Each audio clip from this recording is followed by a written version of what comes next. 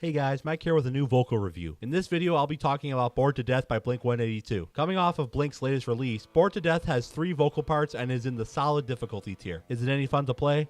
Let's take a look.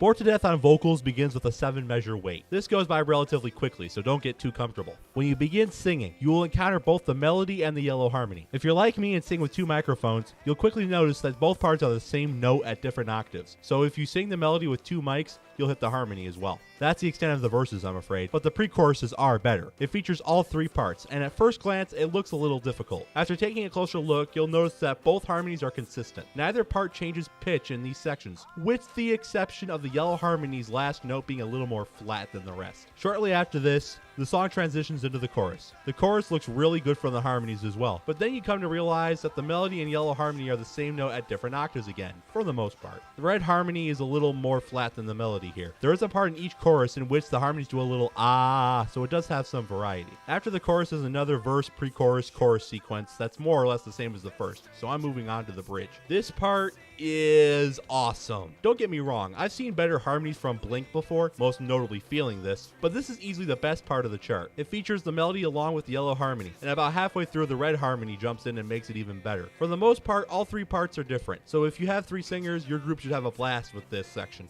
And yes, if you were bored to death up to this point, that will fade fast. Anyway, next is another chorus, which is no different from the previous 2. Finally is the ending bit, which goes on for a while, so I hope you learn that yellow harmony from the bridge. That about wraps up the chart. So on to the scores. For the melody score, there's a lot of repetition. Granted, there are a few varying sections including the verses, the pre-choruses, the choruses, and the bridge. However, each section is rather short, so the variety wears off quick. I give the melody a score of 6 out of 10. The harmonies are what make the chart. Despite the yellow harmony matching the melody as much as it does, it's very active. The red harmony is also quite active, but to a lesser extent. I can see harmony players enjoying this one quite a bit. I give the harmonies a 7 out of 10.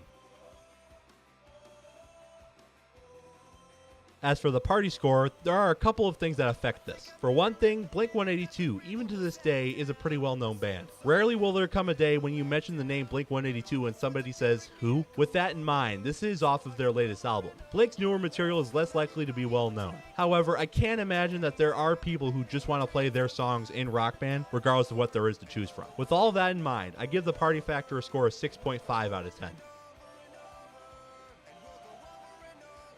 I am pleased with this addition to the catalog. Lots of vocal activity, good harmonies, and a decent chance to be a hit at parties. I give Bored to Death by Blink-182 a total score of 6.5 out of 10.